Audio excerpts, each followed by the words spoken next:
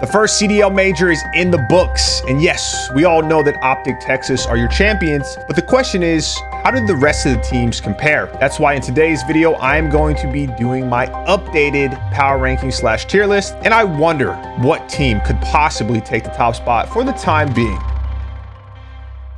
Unfortunately, the first team on my list, this is the worst team in the league. They are the only team in the D tier. That is going to be the New York Subliners. And I don't think this should be a surprise to anyone. They looked like they didn't even want to be at the major. They didn't win a map. Everyone outside of Hydra, just poor performances all around. They don't have a game mode that they're positive in, and they have yet to win a hardpoint. They are 0-10. And that's just the very basic things about this NYSL team.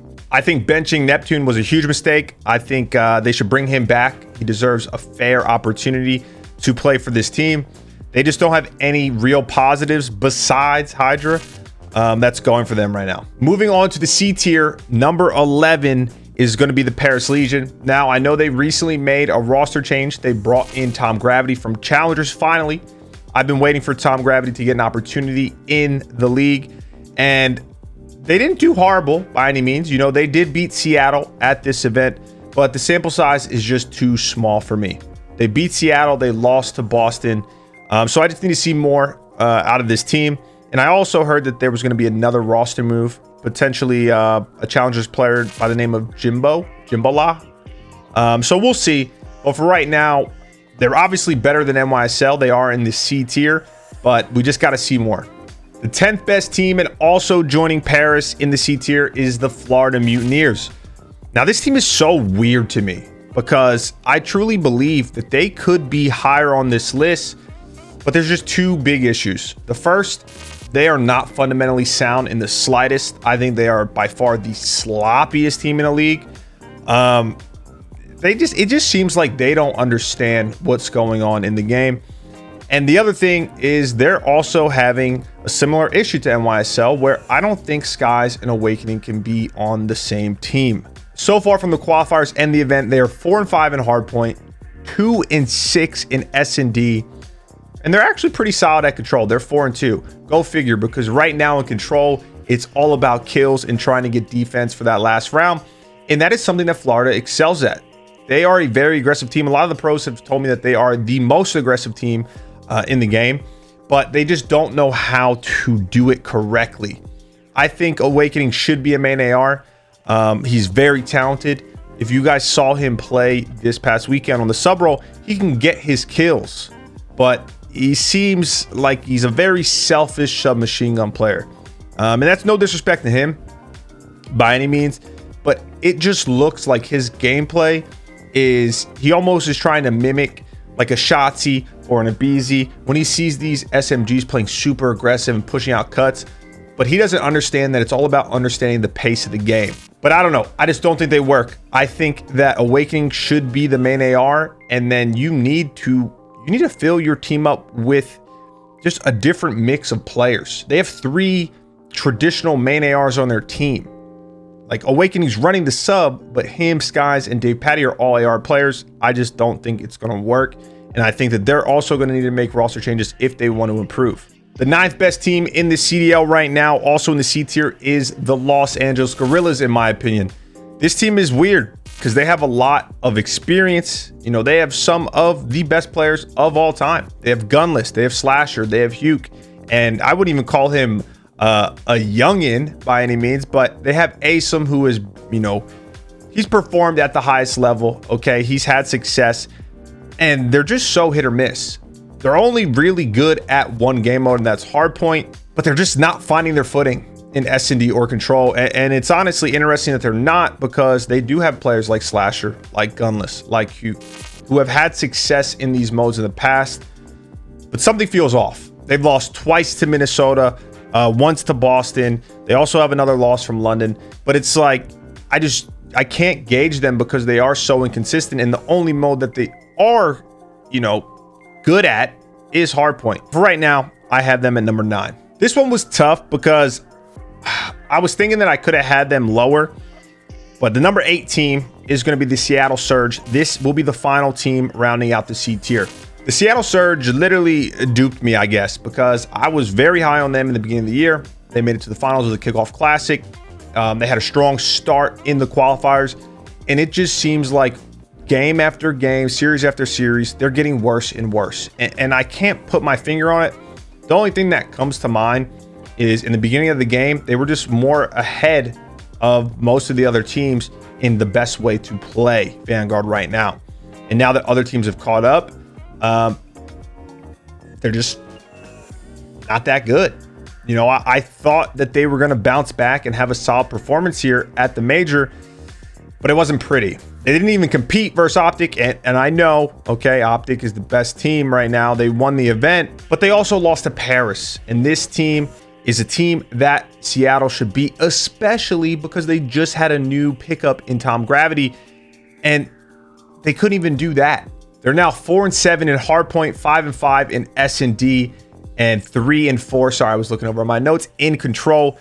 So they don't have a great mode. I mean, it's not like they're horrible at any mode, but they're just a very average team. So I think 8th for them right now is the perfect spot. And I definitely don't think that they should be any higher than the C tier. Coming in number 7 and the first team in the B tier, this is the Minnesota Rocker. Now, I have a lot of love for this team, man. Attach, my guy. Priesta, my guy. They were my old teammates. And then they also have Major Maniac and Standy, who I'm big fans of. But this team right now is in such a weird spot. They're one of the best S&D teams in the game. Okay, currently through the qualifiers and the first major, they were 7-3 in S&D, but that's all they really have. They're not good by any means in Hardpoint or Control. They're 4-8 in Hardpoint and 2-5 in Control, so they need to figure out how to win some respawns, some damn respawns. But the issue is, I think the problem here is their pacing. Now, this is tough, okay? Because I don't think anyone on that team deserves to get dropped or benched for individual performances. But I think a team change has to happen for this team. I just think there's such a difference in pace between Standy and Priesta and Major Maniac and Attach. I know that I've seen Attach say that he's tried swapping roles, being that AR player full time, but it just wasn't working. And I think he's right. I think even if you switch to an AR, having him and Major Maniac on that team, they're just not as fast and impactful as other AR players on other teams, right? When you look at Alien Dashi, when you look at Selly and Monarcities, when you look at Zero and Gizmo, when you look at Octane and Kenny, even though Octane kind of had and you know, Insight and Cammy, they're able to keep up the pace, and I just feel like Attach and Major Maniac can't. Now, who would I get rid of, you ask? I don't know, because I don't think any of them deserve it, and I'm not trying to instigate that they are going to make a team change because I don't know. That's with their camp. I just think one of Attach or Major Maniac have to go.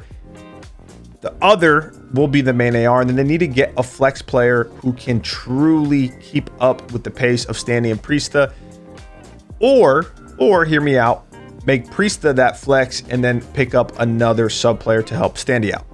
And then coming at number 6, rounding out the B tier, that is going to be the Boston Breach. Now, this is tough for me because I've been kind of hard on Boston. Early on, I said I thought they were the most overrated team. And while I'm not necessarily against that right now, they have definitely been way more solid than the teams below them. But here's the issue. The only 2 teams that they beat at the major to get that top 6 placing were the Florida Muniers and the Paris Legion. Okay, they had a very close series versus Toronto for top 4, but they should have lost that series to Florida. I know they shoulda, coulda, woulda, but they clutched up. I get that, but that was one of the most disappointing games I've ever seen out of Florida. Now, I guess I shouldn't be I'm not disappointed in them.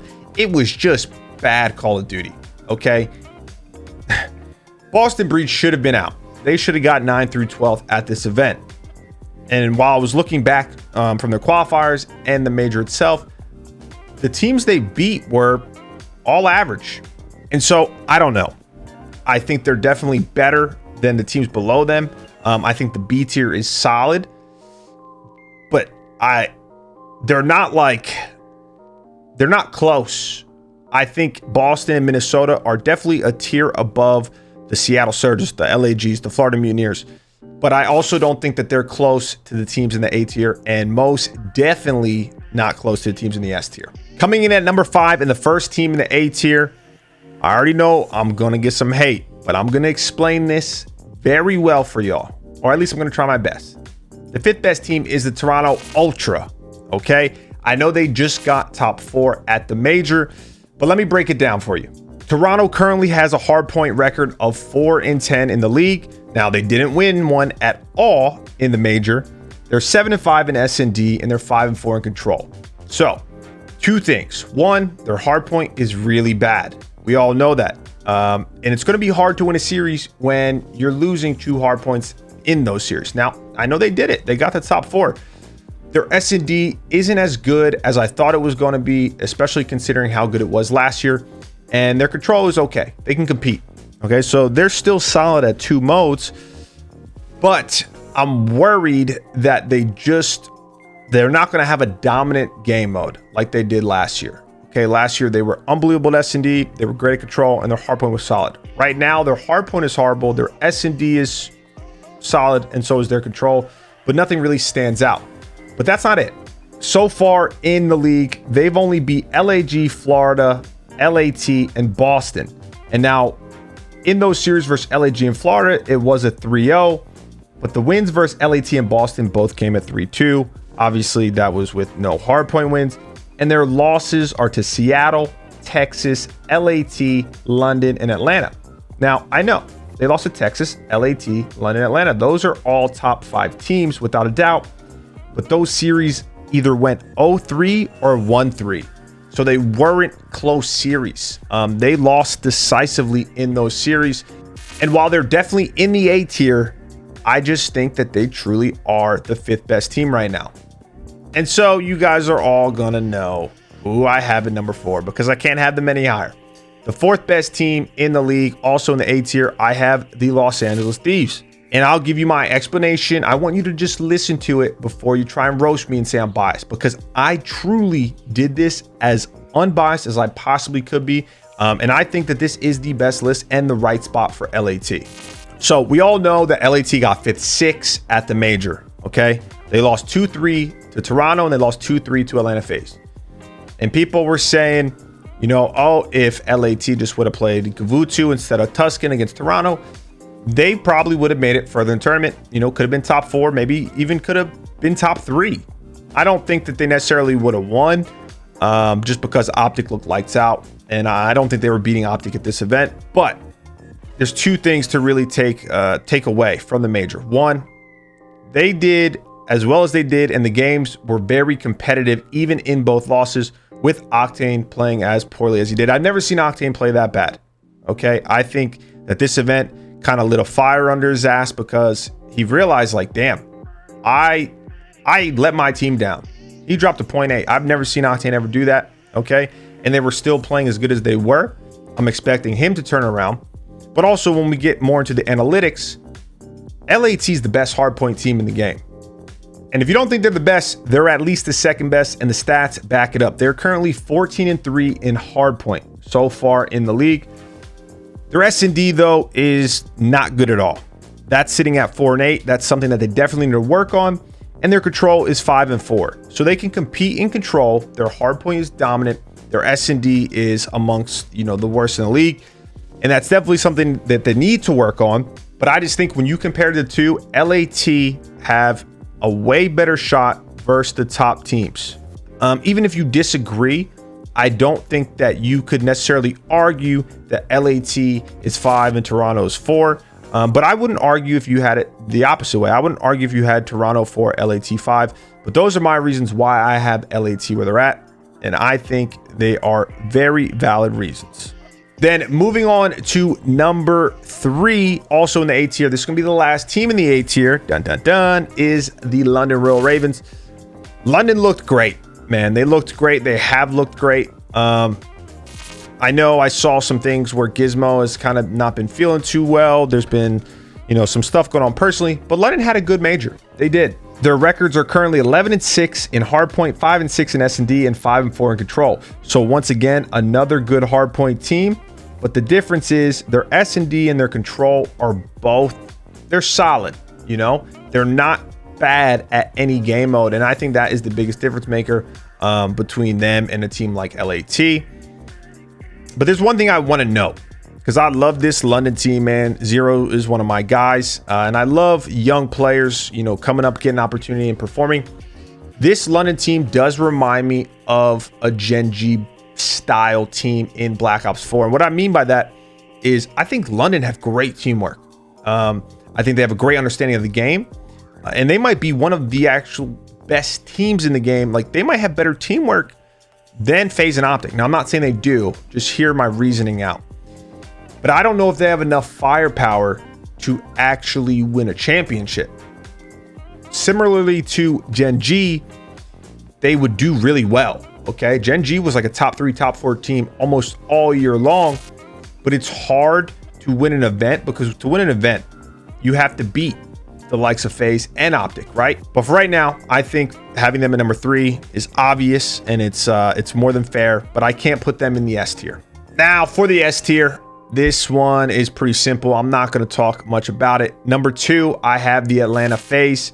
You know, they kind of started out slow. Well, I shouldn't say they started out slow, because they went 5-0 in the qualifiers, but Simp didn't really look like himself. Then he picked it up. They looked great in the beginning of the major. And then OpTic, they just sucked the soul out of them. Pause. Literally, when they reverse swept FaZe, I thought that was the best thing ever for LAT, because I knew that FaZe was going to be kind of down on themselves. But then they still found a way, after getting reverse swept, to bounce back with their backs against the wall, pressure at its highest, and reverse sweep LAT, excuse me, and then make a run, you know, where they basically handled Toronto and London. They should have won both those series 3-0 before falling to OpTic in the finals. And Simp and aBeZy were so hit or miss this event. And I think with them making to the finals and losing to the better team is something that they should be proud about, because even though they weren't playing well all weekend long, realistically, or they were just inconsistent, they still were able to make to the finals. And I would say that having them on the same tier as OpTic is fair, because even the series was 5-2. The games were so close. Both controls went down to round 5. The hard points besides the Gavutu were very close. The S&Ds, I know they won 2 of them, and then the one they lost was very close. They also got 2v4'd. But yeah, FaZe is definitely an S tier team still, but they're just not the best, because the best team in the league right now, all the OpTic fans better show me some love. I'm just kidding, but seriously, it would make my day if y'all could, you know, not cook me and just actually like, hey, there you go. You're not biased for once, Enable. But OpTic is the best team in the league. They were lights out, man. They were lights out. I know that they started down 0-2 in that winners bracket verse phase, and then they just kind of clicked and they just rolled. They just rolled through everybody. I think from top to bottom, man, in every single mode, they looked great. I think they've improved an unbelievable amount from early on, from, you know, when I made my OpTic video of what was going wrong with them. And you know, I'm happy for him, bro.